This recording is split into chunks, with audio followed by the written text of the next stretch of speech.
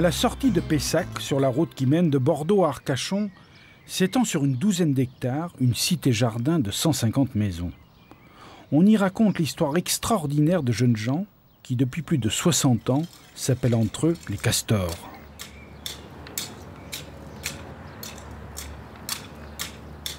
Je suis arrivé à la Cité des Castors par l'intermédiaire de ma fiancée. Et ça m'a plu, l'esprit était bon. J'ai eu la possibilité de m'incorporer à l'équipe. Et dès 1952, j'ai fait partie du conseil d'administration de la Cité des Castors.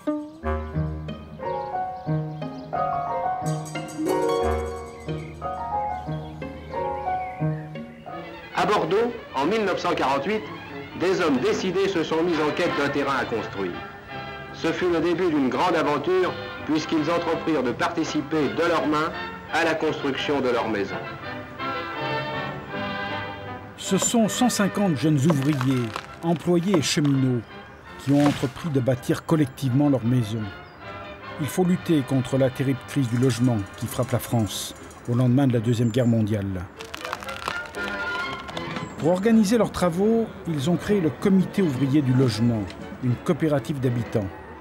Mais au commencement de tout, il faut débroussailler. Comme tous les premiers, je suis venu le 28 octobre 48 avec une pelle et une pioche, je crois. Et puis voilà, ça a commencé comme ça. Le défrichage s'effectue avec l'enthousiasme des néophytes et aussi des outils de fortune amenés par chacun. Je fais partie des deux premiers qui sont arrivés pour débroussailler. Les autres sont arrivés après, dans les jours qui ont suivi, tout le monde s'y est mis. Vous savez, quand vous arrivez sur un terrain un matin, à 80 ou 100 gars qui se connaissent plus ou moins entre eux, avec une pile de vélos au milieu, et qu'on dit, ça y est, il y a 150 maisons qui vont apparaître là. Je suis sûr que vous êtes bien petits. Très petit.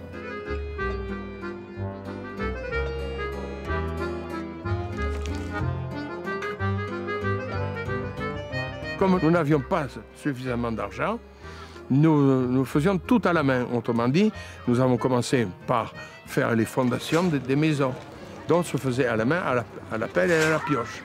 Et tout le monde faisait, nous étions des manœuvres. Alors il y a eu le tracé des routes, et après, une fois que nous avons pu acheter la grave et le ciment, nous avons à ce moment-là coulé les fondations. Voilà notre premier travail pour tout le monde.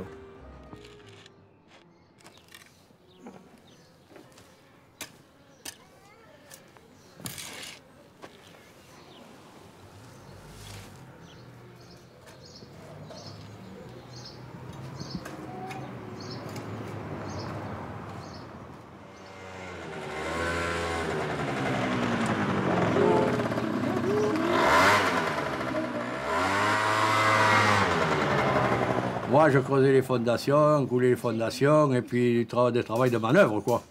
Travail de manœuvre. Le premier jour, j'arrive sur le terrain. Qui c'est que je trouve ici, sur le chantier? Je trouve des collègues qui travaillaient avec moi. À l'époque, tous ces gars faisaient partie de la CFTC, syndicat chrétien. Moi, à l'époque, je n'étais pas au syndicat chrétien, j'étais à la CGT. Beaucoup de ces jeunes gens, anciens prisonniers de guerre ou déportés du STO, avaient fréquenté dans leur enfance les jeunesses ouvrières chrétiennes. Ils bénéficiaient ainsi d'une solide formation militante, ce qui explique qu'ils se retrouvaient pour beaucoup dans les syndicats ouvriers. Mais on a eu un bon guide, parce qu'on avait un père ouvrier, un prêtre ouvrier, qui nous a guidés. Étienne Damoran, à l'origine de cette aventure, travaillait comme soudeur à l'arc au chantier naval de la Gironde. Il avait pris conscience de la pauvreté et de la misère des logements dans lesquels vivaient les jeunes ouvriers qui l'entouraient. Damoran, moi, je l'ai connu au Castor. C'était d'abord un prêtre ouvrier qui représentait l'espérance de certains catholiques, qui avaient voulu vivre dans le milieu ouvrier, qui était un travailleur qui travaillait comme les autres et tout ça. Alors c'est lui qui était, si vous voulez, l'âme un peu des castors. Et c'est lui qui a lancé l'affaire parce qu'il s'est aperçu qu'il avait quelques copains au travail qui vivaient mal les conditions de logement. Étienne Damoran disait souvent « Si les mal logés attendent que la collectivité leur construise des maisons, ils attendront longtemps. Mais s'ils décident de construire eux-mêmes leur logis, ça risque d'aller plus vite. D'autant plus que la situation était critique. » Le vieillissement des logements existants et les terribles destructions de guerre ont amené les mal logés à une situation dont on ne voit pas d'amélioration avant de nombreuses années. Tourner la page de la guerre et essayer de créer autre chose, des choses auxquelles on pensait avoir droit. Mais on croyait fermement y avoir droit, parce qu'on avait on avait balayé, soi-disant, ce qu'il y avait... on avait tout balayé sauf le capitalisme. Mais enfin, ça, c'est... Mais c'était nécessaire, compte tenu du contexte de la guerre, de l'occupation, du régime à Pétain et de tout ce qui a suivi. C'était nécessaire. Il fallait s'en sortir. Et pour s'en sortir, eh bien, on relève les manches et puis on fait travailler sa cervelle.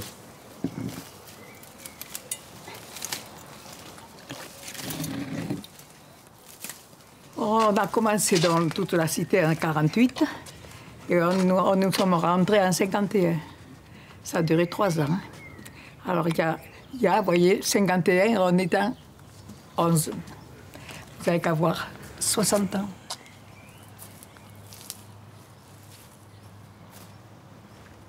Nous étions tous des jeunes là qui venaient de se marier, de faire des situations et on n'avait rien de rien.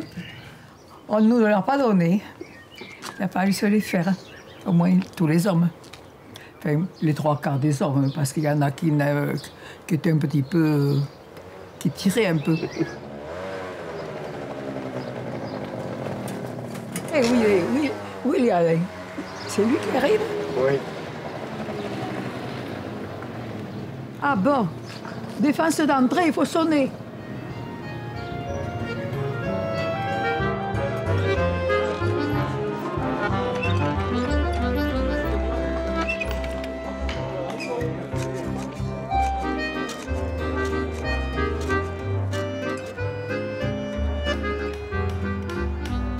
Le groupe Castor se constitue de façon spontanée, par un réseau d'affinités, d'amitié, de connaissances. Très rapidement, ils vont rentrer dans une phase d'organisation pour optimiser à la fois les compétences et le temps de travail. Ce qui caractérise les groupes Castor, c'est que autoconstruction et autogestion vont de pair.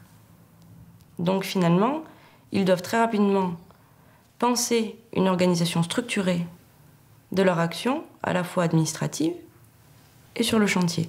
Que ce soit l'Action catholique ou que ce soit les laïcs du mouvement Castor, je pense que tous sont marqués par la notion de lutte des classes. Donc je pense que même ceux qui s'en défendent, chez les Castors, ne peuvent pas nier qu'il y avait une logique, une dialectique marxiste dans leur raisonnement et dans la proposition de structure qu'ils ont fait pour organiser la cité.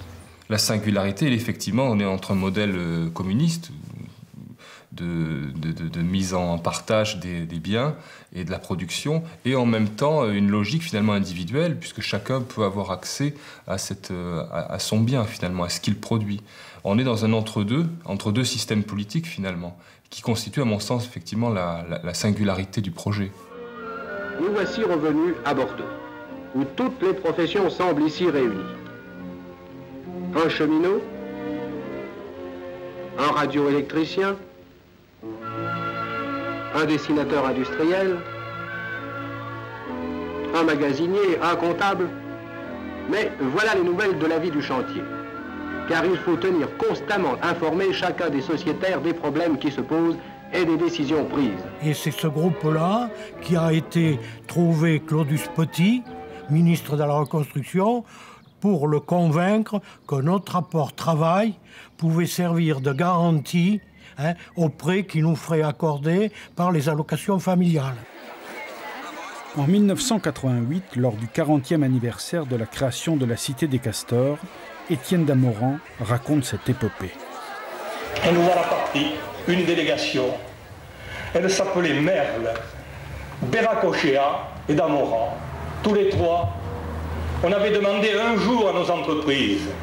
Et on est parti de nuit, on est revenu de nuit, en chemin de fer, en deuxième classe, pas question de couchette, c'était trop cher. Et nous sommes arrivés sans avoir de rendez-vous dans l'antichambre du ministre, Claudius Petit. On est rentré à 9 h dans l'antichambre, on a été reçu le soir à 6 h. Et on n'a pas bougé. On a dit, ça n'a rien à faire, la maison s'effondrera, il faut qu'ils nous reçoivent. Il nous a reçus à 6 h du soir. Et Claudius Petit était convaincu à ce moment-là que c'était la fin de la maison individuelle. Et nous arrivions, nous, avec le plan de la cité, qui était, sans aucune maison collective, un plan de maison individuelle. Alors il a commencé par nous dire non. Et puis Pierre Merle s'est fâché. Et puis il s'est assis sur son bureau. Et puis il a regardé ce plan. Et puis il nous a dit, vous êtes têtus, eh bien tant pis, je préfère que vous construisiez ça que de rien construire du tout. Quelqu'un qui voulait se faire bâtir une maison, il fallait qu'il apporte en monnaie, en argent, 25% et du prix du terrain et du prix de la maison. Et pour un ouvrier, ce n'était pas possible. Et nous avons réussi à faire comprendre à ce ministre que ces 25%, ce serait notre apport travail. Ce qu'ils ont fait, eux, c'est qu'ils ont fait reconnaître que l'apport travail pouvait valoir un capital espèce pour débloquer des prêts. C'est-à-dire que quelqu'un qui n'a pas de capital de base peut emprunter s'il s'engage pendant la durée du chantier à réaliser un certain nombre d'heures qui sont converties en valeur argent. Les castors sont les premiers à le faire institutionnaliser, c'est-à-dire reconnaître cet emploi-là dans le cadre de la législation sociale HLM. Pour l'apport travail, les castors consacrent au chantier 24 heures par mois et 15 jours de vacances par an. L'apport travail, comme mode de financement, devient une décision ministérielle dès le 5 mai 1949 et entre dans la loi le 12 août 1952. Outre le gain de l'ordre de 9% lié à l'apport travail, il y a un gain estimé à environ 20% lié à l'organisation collective entre des personnes qui poursuivaient un objectif commun et qui étaient particulièrement motivées pour obtenir des gains d'efficacité dans leur travail. L'apport travail dépasse de loin sa seule dimension économique. Elle va créer du lien social. Et elle est vraiment, à mon sens, ce qui singularise au départ l'expérience des castors.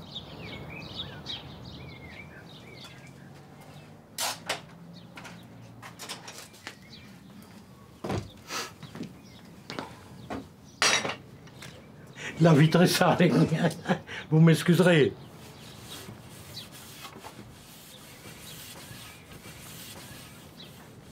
Voilà le meilleur. Allez, Robert. Ils m'ont fait travailler ce matin. Ah bon? Ah mais moi, tu sais, j'ai mis les haricots verts 24 heures plus tôt comme prévu. Bon, ça va comme tu veux? Bon, c'est bien. Ah bon, ouais, bon. Construire la maison, c'était bien, mais la maison, ça suffisait pas.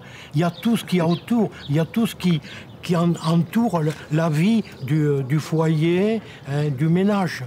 La transformation de l'électricité et sa distribution à tous les foyers, pour le confort des familles et pour l'allègement du travail ménager, ne peut pas être laissée de côté.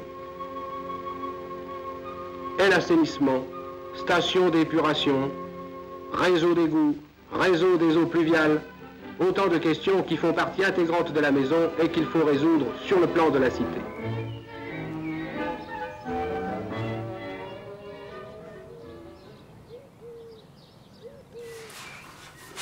C'est celui-là, je crois. J'étais dessinateur à la SNCF. Il y avait les plans d'origine et ces plans, il a fallu les refaire. Alors le hasard a voulu que j'étais du métier et j'ai refait tous les plans. Le tout à l'égout, c'est nous qui l'avions fait. Toutes nos canalisations qu'on avait fait, on les avait fait à l'économie et ça passait dans les jardins et tout ça. Et à un moment donné, on nous a refait le tout à l'égout. Mais là, c'est dans les rues et prise normalement. Il n'y a pas de problème avec les voisins, il n'y a rien. Mais là, j'étais à la retraite. Déjà? Oui, déjà. Parce qu'il y a 30 et quelques années que je suis à la retraite. Distribuer de l'eau à 800 personnes pose aussi une question qu'il faut résoudre par priorité. La municipalité d'alors, voyant d'un mauvais œil la construction de cette cité, incontrôlable, dérangeante, composée de fous de rouge, comme il disait, ne facilite pas l'installation des castors. C'est la municipalité d'alors qui n'a pas voulu nous amener la flotte. C'est pour ça qu'il y a un château d'eau. Ça, c'est le plan général. Alors, le château d'eau étant ici, et on distribue dans toute la cité, à chaque maison.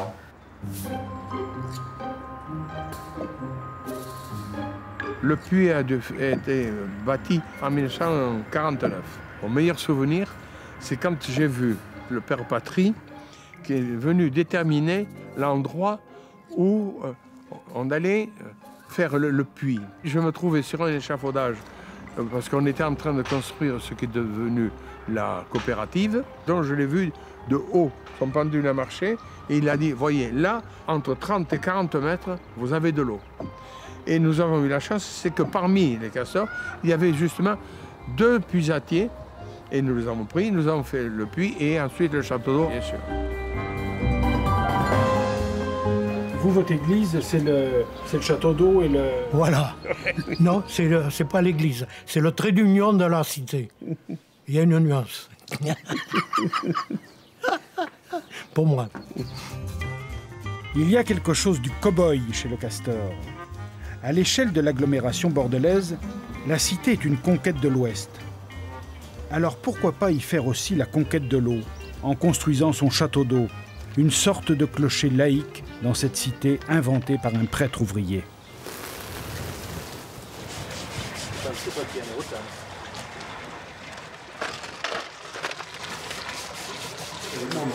Ah oui, mais on l'a fait exprès pour que tout puisse se démonter assez facilement.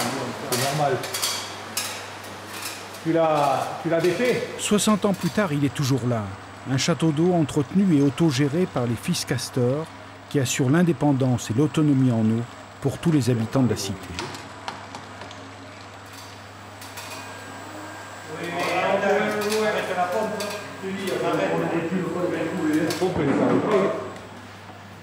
La hutte est fermée, ça s'est mis à l'arrêt. Et j'appuie, que dalle. Et ça à l'arrêt manuel. Mais normalement, là, il devrait avoir de l'eau, là. Il est à la retraite et c'est le roi de l'horloge. T'es invité, les pas. T'es invité, et bien les glaçons vont fondre. Et coup de pied de l'âne au marché, les castors n'ont toujours pas besoin de compteurs. Bon, allez, à la prochaine. Ici, l'eau est au même prix pour tout le monde. On se heurte à des conflits avec des sociétés quand même énormes. Et ce petit village gaulois qui résiste au milieu, c'est pas seulement une résistance contre c'est la défense d'un mode de vie finalement et de certaines valeurs qui, à mon sens, sont directement liées à une participation politique à la vie de la cité en fait.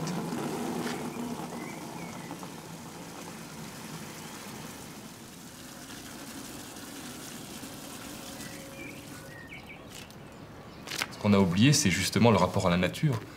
Et la gestion de l'eau, ça me semble être quelque chose de très, très important à ce niveau.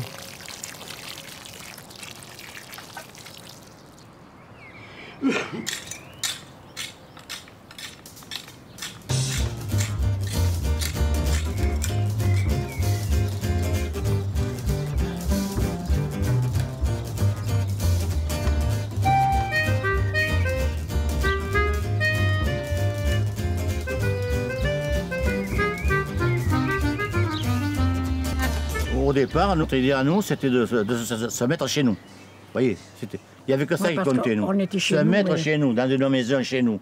Mais on pensait, ça, l'électricité, la douche, on n'y pensait pas, parce qu'on n'était pas habitués. On n'en avait pas. Je vais vous dire que quand on est venu habiter ici, chez mes parents, chez eux, ils étaient toujours la lampe à pétrole. Nous, on habitait à Gazini, on n'avait pas de douche, on n'avait pas de... On avait l'eau à la pompe. Fallait se laver comme ça. On avait l'électricité quand même. On avait l'électricité quand même. Vous savez construire une maison tout seul. Vous voyez ce que ça fait, vous, hein? Parce qu'en groupe, quand même, c'est... Ça donne du courage. Un matériau moderne, monté à sec, a été utilisé en l'occurrence. Les blocs pré-secs se montent comme un jeu de construction avec d'ingénieuses clavettes qui rendent inutile l'emploi du mortier. J'ai fait les parpaings, parce que c'est sous Bassement, j'ai les parpaings pleins. J'ai travaillé là, mais là, sur la place, là, on faisait des parpaings, on a 3-4. On n'avait rien pour travailler. On travaillait avec nos mains. Il n'y avait que nos mains qui travaillaient là. Alors là, on a fait des bétons dans l'herbe, on a fait des poux. 150 gars, on fait beaucoup de choses. La preuve. Hein? On a fait 150 villas quand même, hein, puis tout ce qui est... Le château d'eau, le transformateur. Tous les alentours, quoi.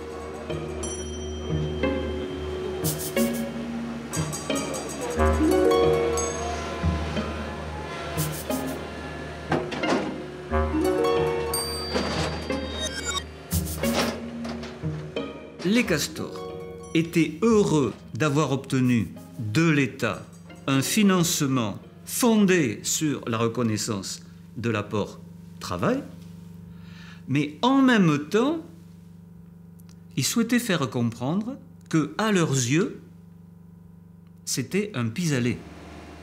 Ils étaient très conscients que cet apport travail, c'était du travail du dimanche, 24 heures par mois, et c'était du travail qu'ils faisaient pendant leurs vacances. Donc, ils étaient conscients de cette ambivalence de l'apport travail.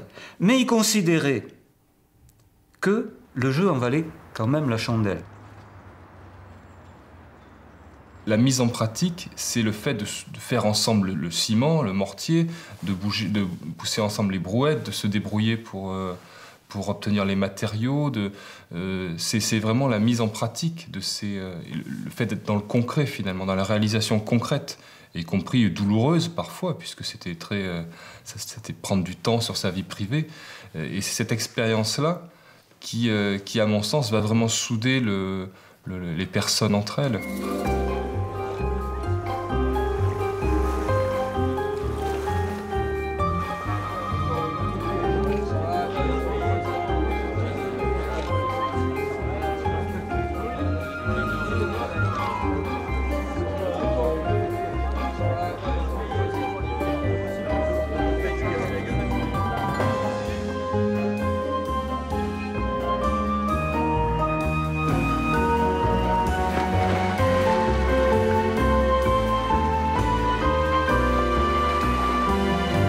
C'est à mon sens aussi parce que c'est une histoire d'amitié au départ.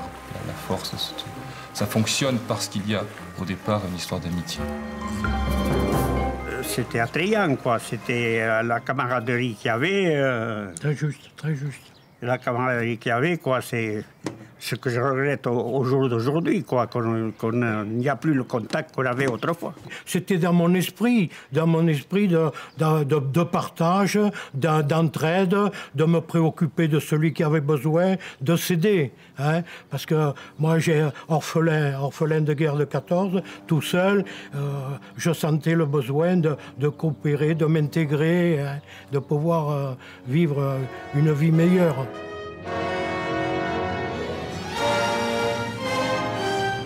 Cette pelle puissante n'arrêtera pas tant que le défonçage et les charrois ne seront achevés. Elle en a coûté des sacrifices, cette belle machine, mais combien de mois n'a-t-elle pas gagné dans cette course de vitesse entreprise par les Castors de Bordeaux? Et l'utopie a fait place à une belle réalité. À l'Alouette, 150 maisons sont élevées maintenant spacieuses, claires et nettes. Le travail de tous pour construire la maison de chacun était une réalité. Pendant toute la durée du chantier, aucun des bâtisseurs ne savait dans quelle maison il allait habiter. L'attribution des maisons se fait dans l'été 1951. Les maisons avaient un numéro, de 1 à 150. Bon. Et là, on nous a dit, maintenant, vous allez choisir là où vous voulez habiter. Il y a une commission qui s'est formée et qui a regardé tout ça. Et là, évidemment, bon, il a fallu... Et la commission, elle a dit, bon, ben on va les attribuer suivant là. Mais quand il y a des doubles et tout ça, alors on disait, on veut être là parce que on a un copain là ou un parent, etc., quoi. On m'a donné à choisir 3 maisons. Il y en avait une là, à l'entrée en face du château d'eau, il y en avait une à Michel Favreau, et puis il y avait celle-là. Bon, c'est pareil, j'ai eu la deuxième. Et je n'ai pas regretté le choix, parce que le fait d'être sur la place, ça a été un lieu de rencontre et de, comment dirais-je, d'échange entre nous. Oui. Et je vous assure qu'on s'entendait très bien, les hommes comme les femmes. Sur le chantier, il n'y avait que des hommes, en fait. Et c'est les hommes qui ont choisi. Les femmes, parce qu'il y aurait eu plus de discussions avec les femmes. Et une fois que le choix a été fait, ça a été fini. Les maisons se terminent et les derniers appareils se posent.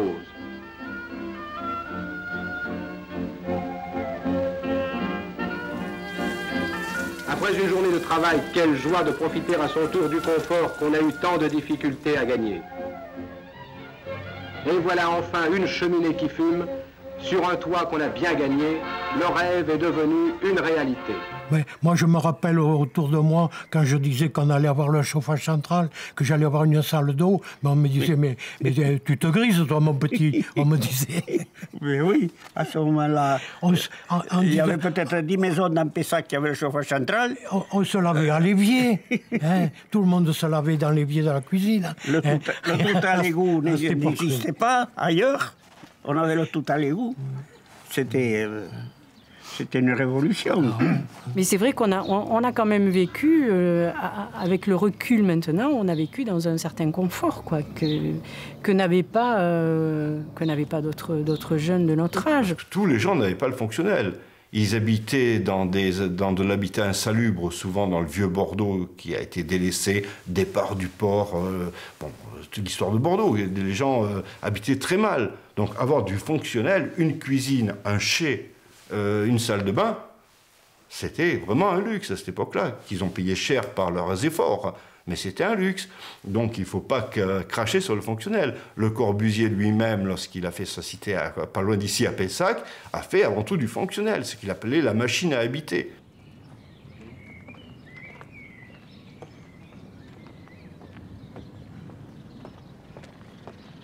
Je suis venue avec des amis qui faisaient construire en 49. On faisait une balade, on prenait le tramway à Bordeaux, puis on venait ici voir les travaux.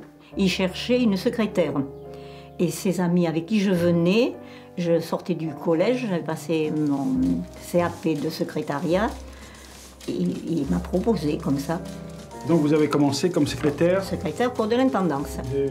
Du comité? Oui, ouvrier du logement. Et puis mon futur mari travaillait à la cantine. Il l'avait embauché à la cantine. Du chantier? Du chantier, oui, il n'avait pas de boulot. Et puis, bon, on se voyait comme ça, mais j'étais jeune, il était plus âgé que moi. Et puis, quand il venait à Bordeaux, il avait un jour de repos, on lui donnait du courrier à porter, cours de l'intendance.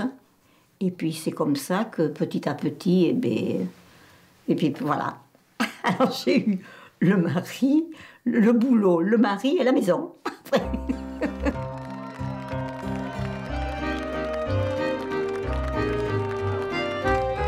On a fait le mariage à Pessac, au lieu de le faire sur Bordeaux, puisque j'habitais Bordeaux. Et c'est les Castors qui nous avaient organisé notre mariage. C'était le premier mariage entre deux membres du travailleur à ce moment-là.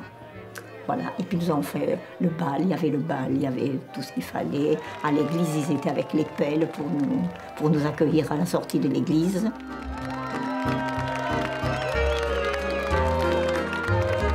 Les gens ont commencé à habiter en 51, en septembre 51. Et on devait se marier l'année d'après, mais comme la maison était terminée, on a avancé le mariage. Les Castors restent un mythe. Il y a beaucoup de rêves qui entourent l'histoire des castors. Et on oublie un peu quand on va un peu dans les faits, on voit que c'était pas si facile que ça. On voit qu'il y avait besoin d'avoir des cahiers de garde pour être sûr que les gens venaient bien faire leur garde du chantier, qu'il y avait un décompte très très précis des heures, qu'il y avait des sanctions aussi, qu'il y avait des lettres de remontrance, qu'il y avait toute une organisation qui présidait à la bonne marche et au bon déroulement du chantier. On voit ici par exemple tout le décompte des heures de travail par castor, par moment de la journée, matin, après-midi, au total, et ce pour chaque journée de travail. Donc c'est vraiment un décompte précis du nombre d'heures effectuées par les castors ou au nom des castors sur le chantier. Certes, il y avait une charge idéologique, oui, il y avait une vocation communautaire, oui, on est sur un mouvement qui est une création spontanée de groupes par une adhésion volontaire. Néanmoins, pour tenir la distance, il faut quand même des règles. Grâce à un règlement intérieur très exigeant, les castors ont apporté entre 1500 et 3000 heures chacun à la construction collective de leur cité. L'équivalent d'un an de travail, et ce, malgré les difficultés. Il ne faut pas oublier que sur les 150 que nous étions au départ, nous sommes à peine restés 60 des premiers. Les autres ont été remplacés. 90 autres ont été remplacés 1, 2 et même 3 fois. Parce qu'il y en a qui se sont lassés. Il y a des personnes qui sont venues qu'une seule fois. Et ils ne sont pas revenus parce que le premier jour, ils avaient les mains en sang. Et ils ont dit non, c'est trop dur. Et puis après, il y en a qui ont dit bon, on ne réussira jamais. Mais il y avait des gens en liste d'attente. Donc on a fait appel à ces personnes-là. Ça fait que nous avons toujours été 150 jusqu'à la fin. C'est en septembre 1952 que le ministre de la Reconstruction et de l'Urbanisme, Eugène Claudius Petit, vient inaugurer la cité qu'il a contribué à voir naître. Il est accompagné de Jacques Chaban-Delmas, maire de Bordeaux, et de quelques personnalités locales.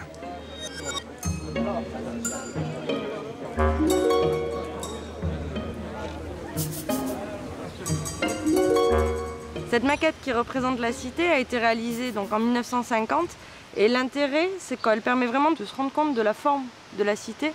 Elle a une forme assez caractéristique, c'est-à-dire qu'on s'aperçoit bien qu'ici, elle fait un rond et au final, les maisons sont toutes comme tournées les unes vers les autres et l'espace est assez fermé. Mais au-delà de ça, ce qui est intéressant, c'est que cette cité est ponctuée de places plus ou moins grandes, avec la grande place centrale sur laquelle se situe le château d'eau, qui est l'emblème de la cité, l'actuelle bibliothèque.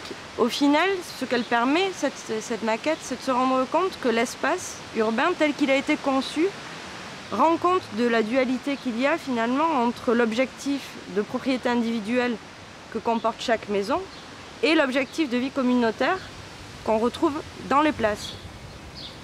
Quelques mois après l'inauguration de la cité, les castors ont créé et aménagé la coopérative de consommation à l'arrière du château d'eau.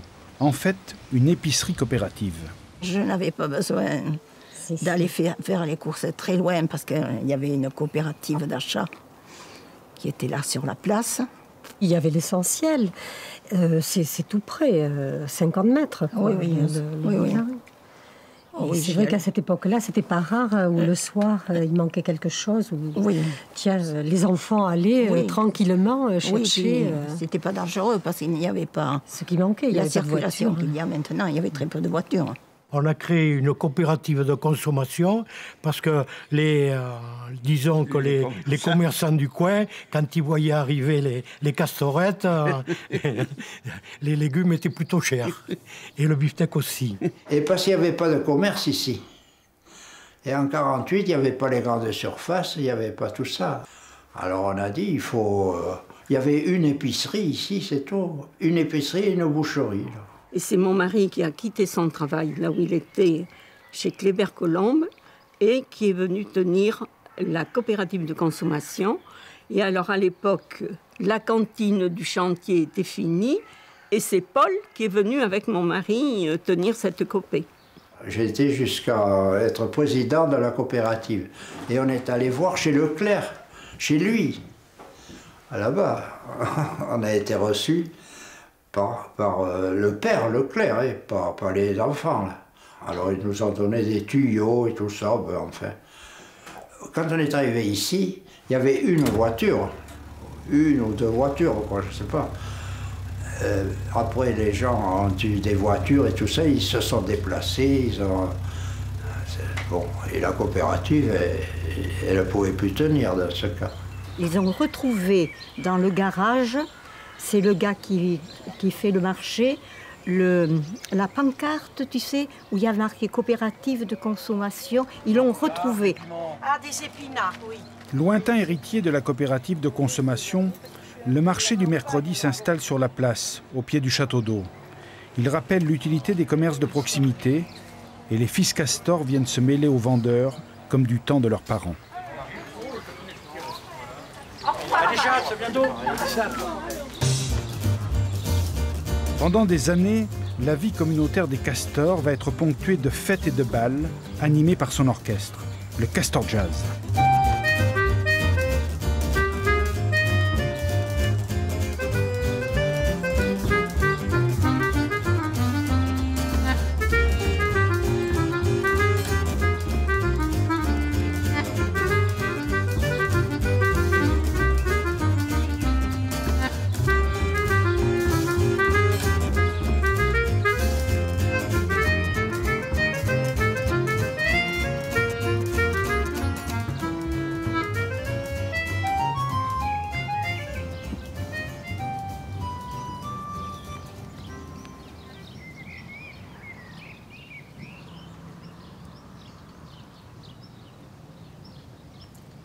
Nous avions des choses que j'estime, moi, inestimables, pour ne pas me répéter, mais inestimables, parce que c'était des choses qui n'avaient pas de prix. C'était une connaissance culturelle que nous n'aurions peut-être pas eu ailleurs.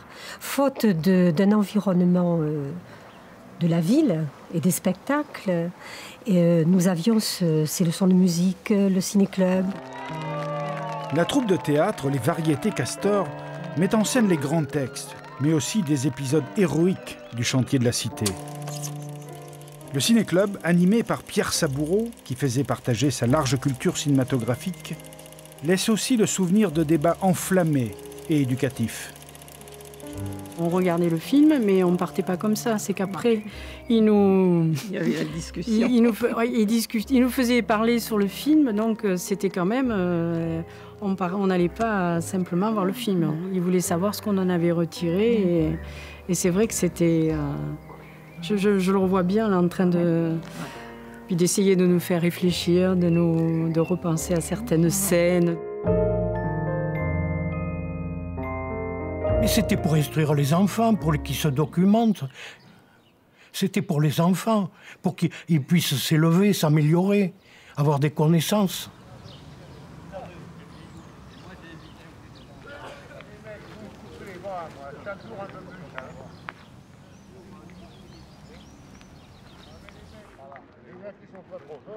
Dans cette collection-là, ces vieux livres.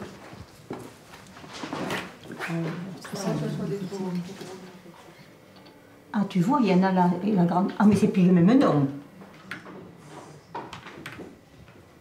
On va voir ce que ça donne, les passages. C'est les passagers avec un S. Je vais mettre un S. Chic, Tibé, je sais pas à quoi c'est porté. La bibliothèque, c'était un castor, Thomas. Il a eu l'idée, lui, de faire une bibliothèque. On avait une vieille charrette qui nous avait servi à porter, à faire du travail sur le chantier, à porter n'importe quoi, des branches, tout le bazar. Il a circulé dans la cité avec la charrette, on avait fait passer un bout de papier, et puis il ramassait les livres des gens qui ne s'en servaient plus, qui les avaient lus, un peu partout, et puis c'est comme ça qu'a démarré la bibliothèque, qui existe toujours là. C'est parfait. Restez à l'ombre, pour dire.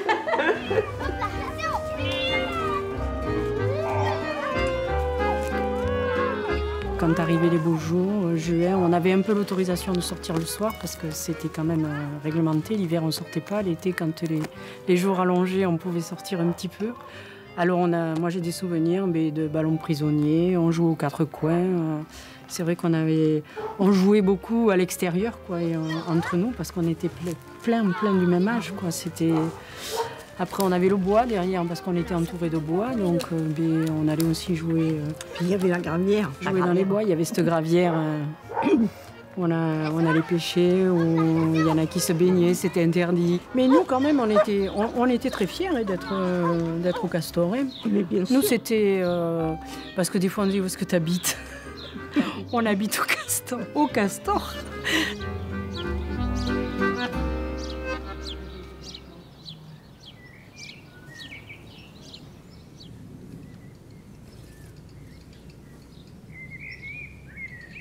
Là au milieu, là-bas, entre les tomates et puis les pommes de terre, je vais mettre une rangée d'haricots verts.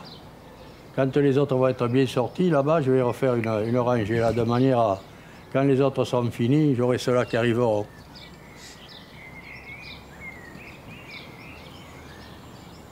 L'expérience des castors nous ramène à une vie très concrète, en fait, très liée à des éléments premiers de ce que c'est que consommer, que l'alimentation, que le logement, le voisinage, les rapports humains. Bien sûr, on mesure un peu par défaut à quel point la zone pavillonnaire autre est déconnectée de ces enjeux-là. La plupart des familles castors, les premières années, ont géré une économie domestique basée beaucoup sur le jardin, le potager, les poules, les lapins. C'est resté très longtemps un quartier populaire, ici.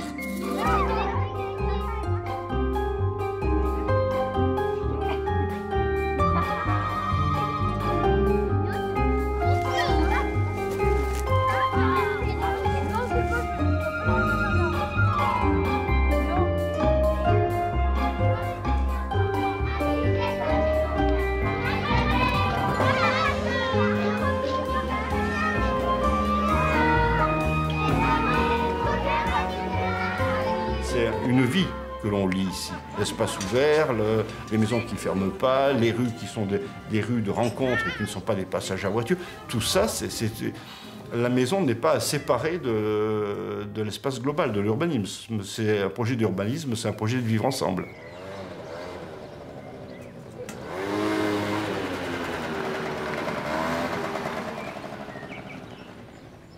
Les plans n'ont pas une grosse diversité. Les plans sont au rez-de-chaussée, d'abord parce que c'est un modèle dominant ici dans la région, mais en plus parce que c'est plus facile à construire. C'était des gens qui construisaient pour eux-mêmes, ils n'allaient pas monter des échafaudages et construire en hauteur. Il y avait de l'absurde, ils avaient de la place. Donc c'est vrai que les plans n'ont aucune fantaisie. Les plans sont fonctionnels, mais c'est une époque où le fonctionnel régnait et où le fonctionnel était un luxe. C'est-à-dire qu'en gros, on est sur la fondation du lotissement, de ce qu'on appelle aujourd'hui un lotissement. Le lotissement remonte à plus loin, puisqu'on en trouve dès le XVIIIe siècle, du lotissement. Mais ce lotissement, avec une appropriation particulière de ces cellules héritées d'un habitat collectif, parce que le plan, c'est celui d'un habitat collectif à l'origine, ils ajoutent la notion de propriété. Ils deviennent propriétaires sur leur lot, donc on devient lotisseur. Et ça donne les cités que l'on connaît aujourd'hui de lotissement.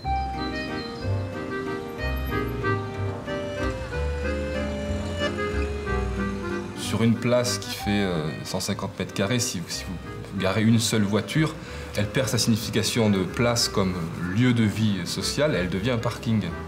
Donc c'est évidemment très important d'arriver à cacher les voitures. Et ça, je pense que les castors l'avaient compris puisqu'ils ont construit des garages.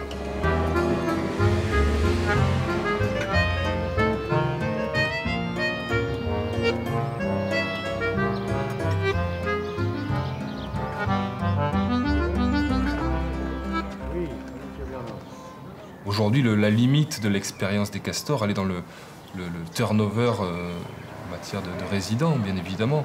C'est l'époque qui absorbe aussi cette utopie. Et ces néo-résidents sont plus ou moins au fait et informés de l'histoire, du patrimoine et de l'histoire de cette expérience-là.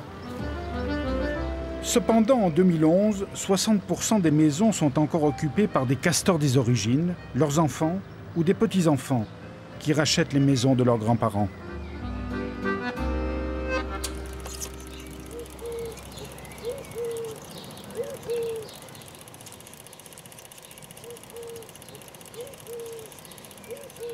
va entendre les merles.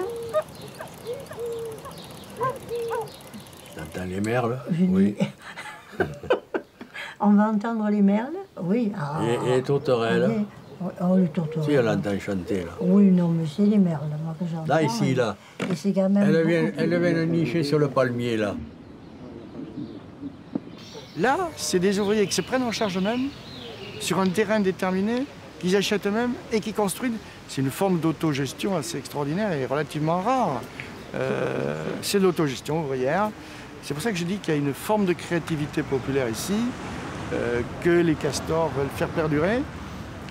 Mais le temps passant, c'est de plus en plus difficile, même s'il y a toujours cet état d'esprit. Les normes, les règles, les règlements, les lois ne sont plus les mêmes. Mais en même temps, ici, il y a une créativité qui est difficile quand même à retrouver aujourd'hui dans la manière de construire des logements, où que ce soit. Mais existe de nouvelles formes aujourd'hui. On constate qu'il y a des coopératives d'habitat qui se créent, qui ressemblent un peu à ce qu'avaient fait les castors à l'époque. Ce qu'ils ont fait là est quelque chose qui est à reproduire, qui est à réétudier. Alors, le problème qui nous est arrivé, c'est que la loi qui permettait de faire ça a été détruite. Dans les années 70, Chalandon a annulé la loi sur les coopératives. Que ce soit des coopératives horizontales comme celle-ci, ou des coopératives verticales comme à Rézé-les-Nantes ou ailleurs, les coopératives ont été détruites. Donc il faut recréer une nouvelle loi, un nouveau cadre qui s'adapte au désir d'aujourd'hui d'une ville conviviale. En décembre 2009, à l'Assemblée nationale, les députés examinent un projet de loi sur l'habitat participatif et écologique inspiré du modèle Castor. Ce n'est pas monsieur le ministre du Logement qui me démentira sur l'utilité qu'ont eu les castors, par exemple, au lendemain de la Deuxième Guerre mondiale, alors même que l'abbé Pierre lançait son appel sur les mal logés, c'était en 1953. Grâce aux castors, de nombreuses familles ont pu se loger. C'était de l'autoconstruction, c'était de l'autopromotion qui permettait d'éviter, d'échapper à la crise du logement. Alors il ne s'agit pas pour nous, avec cette proposition de loi, de venir vous dire on va déréglementer le code de l'urbanisme. Il s'agit simplement de l'aménager pour permettre à ces habitants groupés de pouvoir bénéficier de tous les avantages et de toutes les aides sous la forme de ces coopératives d'habitants. Finalement, malgré des débats passionnés, l'Assemblée nationale ne va pas voter ce projet de loi. Les avantages fiscaux qui sont octroyés à celles et ceux qui construisent pour les louer des logements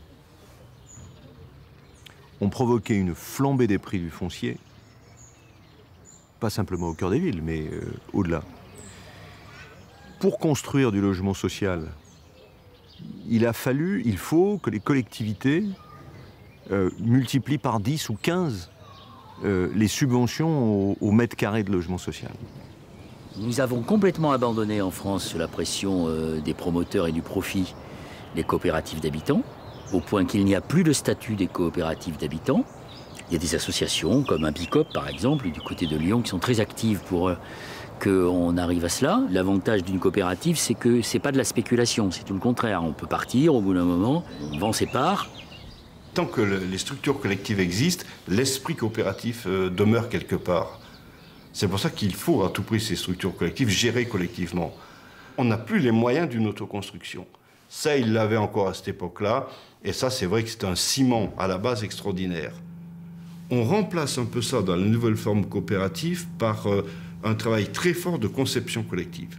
Et c'est un des problèmes aujourd'hui peut-être de l'urbanisme, qui est de penser les projets avec une certaine hauteur, sans concertation avec ceux qui vont y résider. Là, on est dans un modèle inverse, un modèle vraiment démocratique finalement, où les résidents sont souverains dans le processus décisionnel, puisqu'ils participent au projet.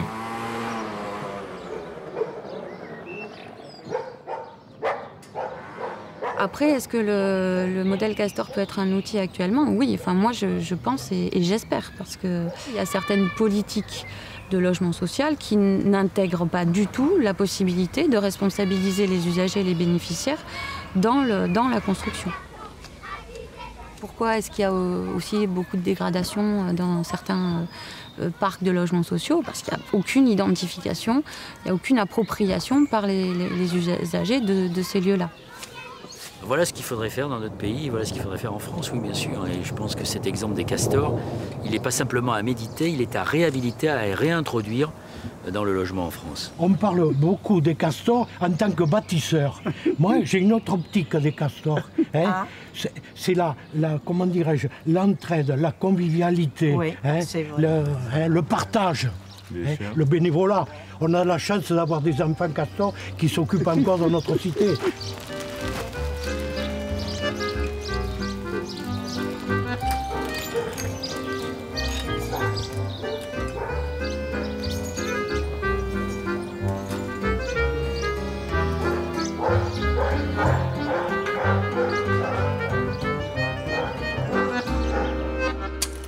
Dans toute la France, les maisons s'élèvent. Dijon, Lyon, Saint-Nazaire ne sont pas en retard. En Bretagne, plus de 800 logements se construisent. À Saint-Paul-de-Léon, Quimper, Brest, Plabennec, Saint-Malo, à Saint-Brieuc, Landerneau, à Quimperlé, le rêve de centaines et de centaines de mal logés va se concrétiser. Ils auront eux aussi leur toit. Les maisons montent, montent, et pour ceux qui en ont eu le courage, l'espoir renaît.